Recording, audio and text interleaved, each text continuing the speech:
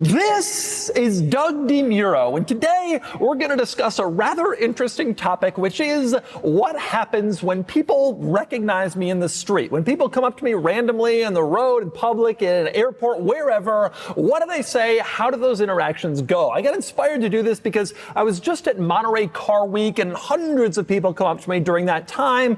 So many people recognize me at car events, and so people are always wondering, do people recognize you? What do they say? Do you have any interesting stories?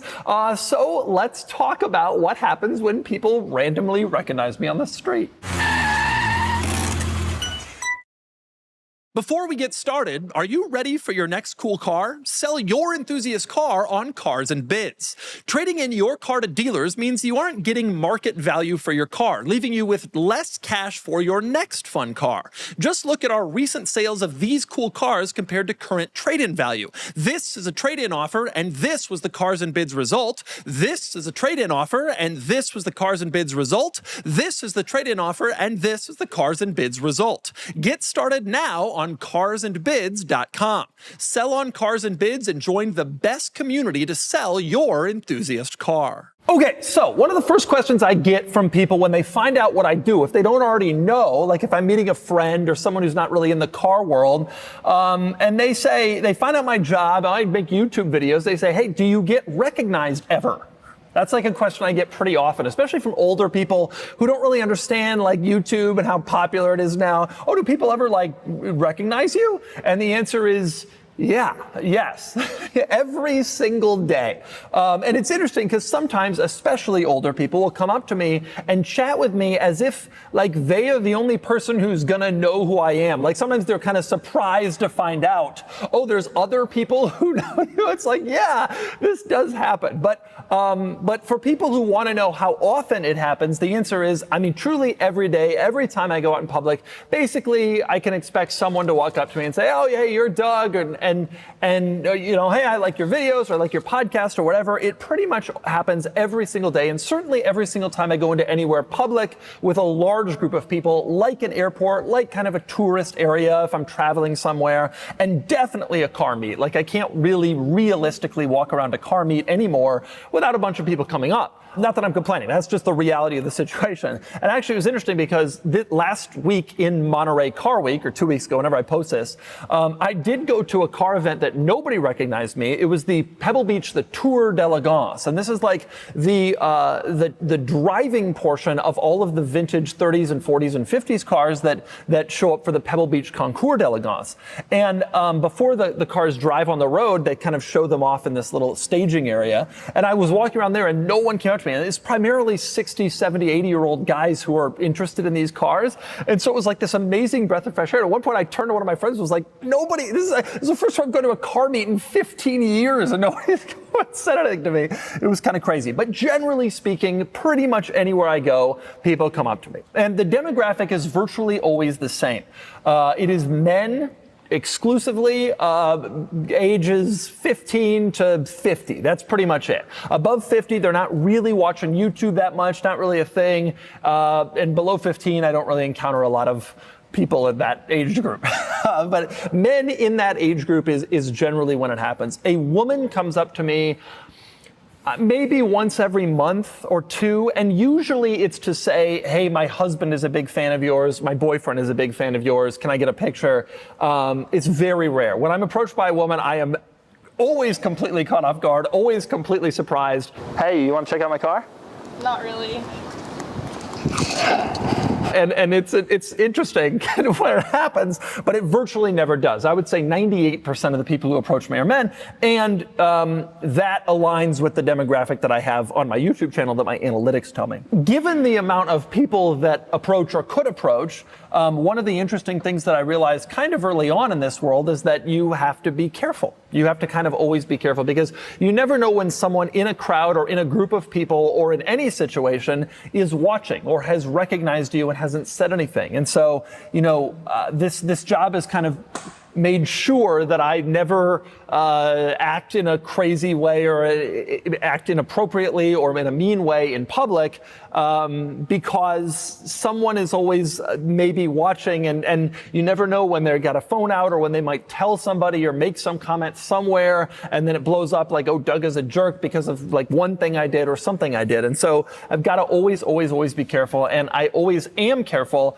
in part because I'm generally not a mean person and not going to behave in that way, but also I think because, I'm always just a little bit self-conscious about it.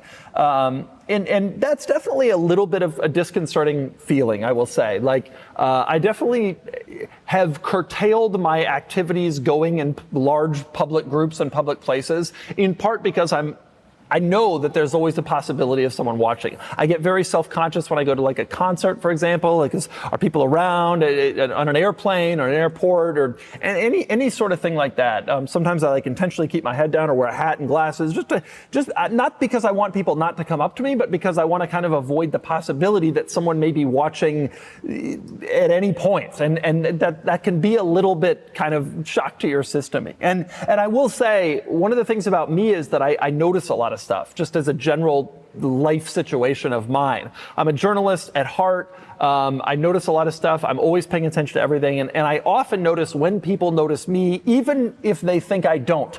Sometimes I'll see people like trying to take a clandestine photo and I'm like, come on. Like, I'll just, go up and say hi. And sometimes I'll go up and say hi to that person. Although I've done that once or twice and found out they weren't. They didn't know I was, which is really awkward.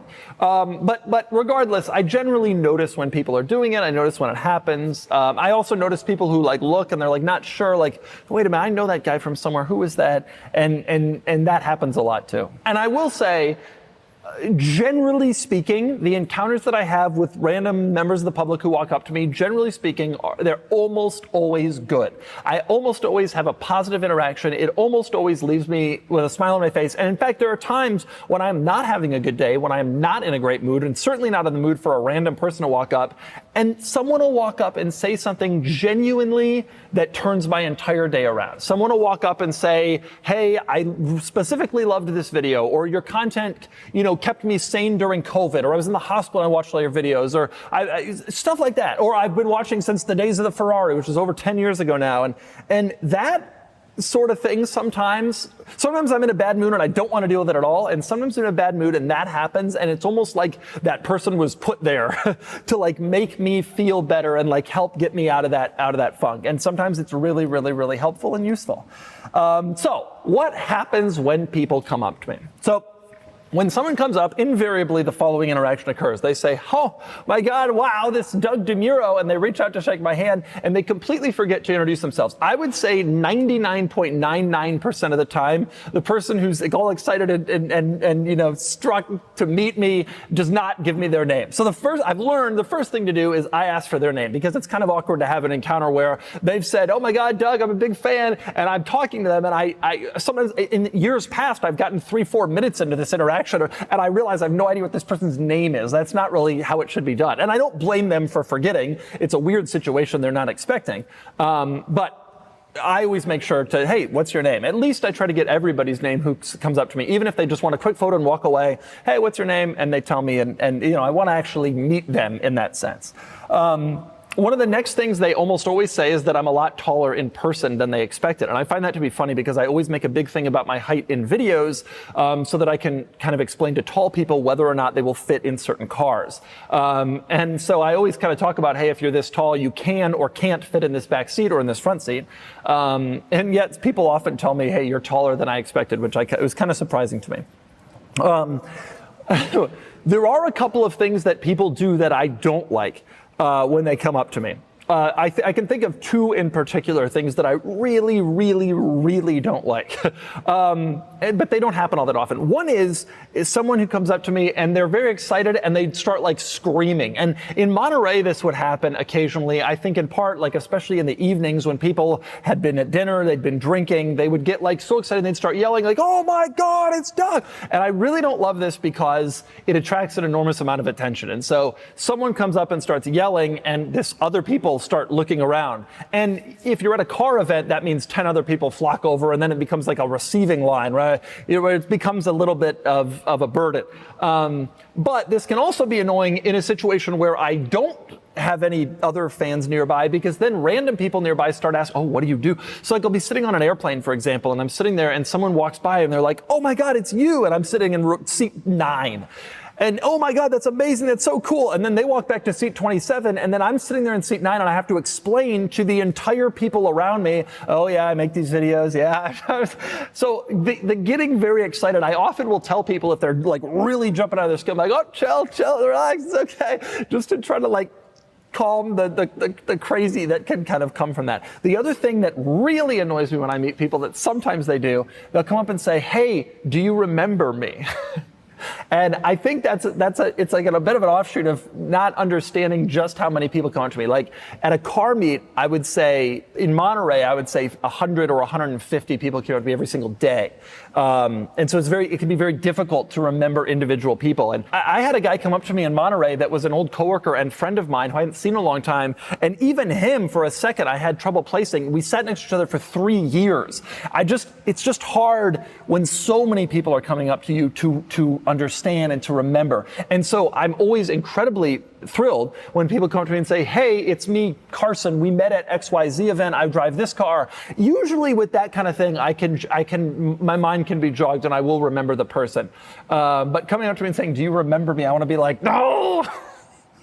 So once the general interaction has occurred, the beginning of the interaction, I usually ask people, it depends on exactly what I'm doing. If I'm in a hurry, if I'm with my family or my friends in a conversation, I usually just say, hey, nice to meet you. Typically people ask for a photo, which I am always happy to do in basically any situation. If I have a little bit more time or if I'm bored, I'll ask people, hey, like, what do you drive? And kind of have a conversation about that. Or if I'm in like a tourist area, I'll ask, where are you from? I'm a big fan of places. I've been everywhere in the States and a lot of countries, and I always like to talk to people about where they're from and kind of like what the car scene is. If they're from somewhere far away, like what the car scene is in their area. And I always find that interesting. Sometimes it can be very helpful if I'm in a situation where I don't want to be in. If I'm in a situation with people I don't necessarily want to be spending time with, and someone comes up to me and be like, yes, I've been rescued, and then I can kind of have a conversation with this person. And sometimes I let those conversations go on. And I will say, what people come up to me and say, depending on what I'm doing, if I'm busy, I don't have much time, and I'll do a photo and say hi. If I have more time, if someone comes up to me and says something particularly interesting, it's like, okay, you have my ear. And sometimes people say stuff to me that I am astonished to hear. I own your old whatever car, or I used to live in this neighborhood in Atlanta and so did you. And that kind of leads to a bigger conversation. People who have sort of interesting, special kind of things to say. But generally, I would say, and this is something that really surprises me and that I really love, I would say generally people are tremendously respectful with my time in these interactions. And so they'll walk up to me and they'll say, I don't want to bother you, but can we just get a picture?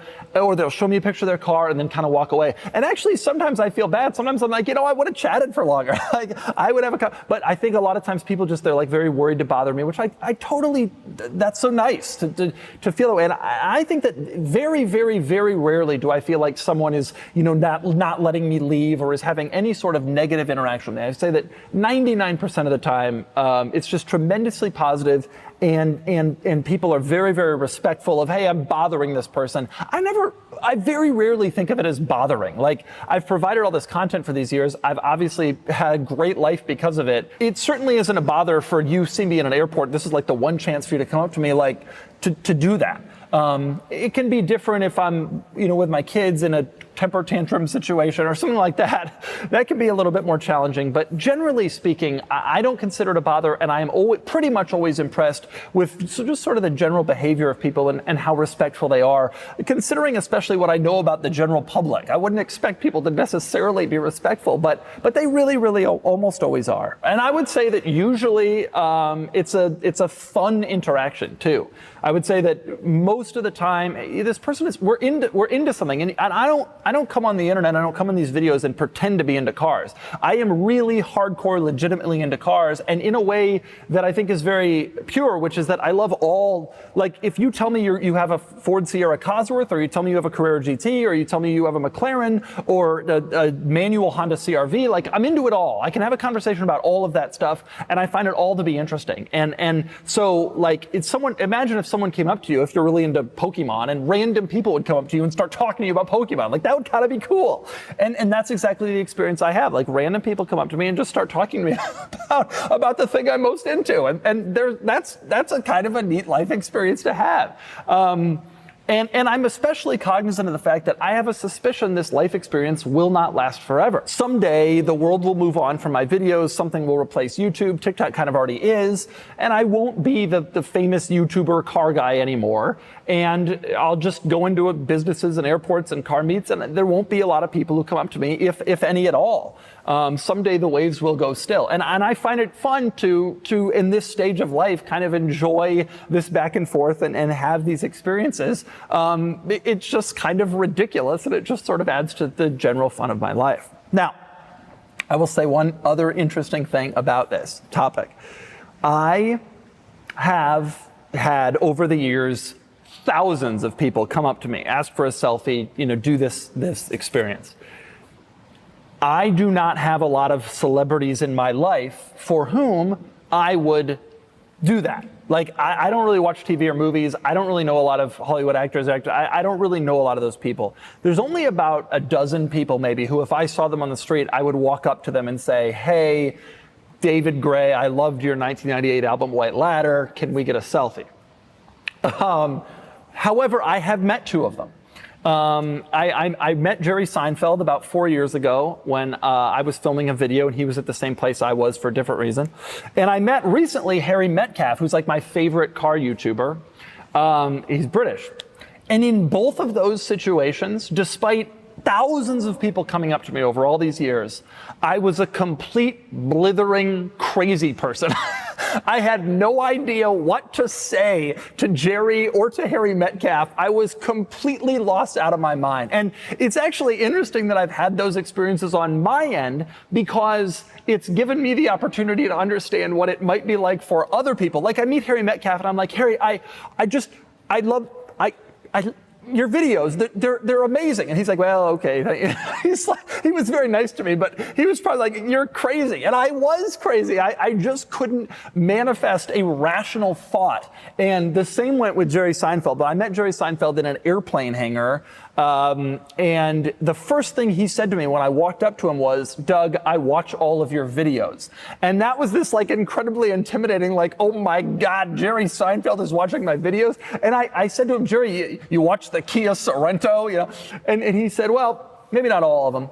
But we get to talking, and he's Jerry Seinfeld. He kind of knows, he sort of commands this presence. And I'm sitting there like in an airplane hangar. He was on a bike. It sounds like a fever dream, but it all happened. And I just had no idea. I was completely starstruck. My brother and I, when we were kids, watched every single episode of his TV show. And I watched every single episode of his Comedians in Cars Getting Coffee show. And you'd think I would have said that to him, but I didn't. I was just I didn't know what to say. The words weren't coming. And so it's kind of funny that even after all these experiences of people coming up to me, I come up to people, it still happens to me, and I'm no better than anybody else at figuring out the right words to say. And so I try to make it easier on people, but it's still kind of a challenge. But regardless, that's what happens. People come up to me all the time. I generally love it. I think it's great. People are so positive and so happy, and it can be really heartwarming.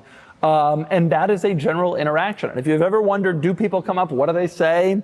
There you go. That's people coming up to me on the street.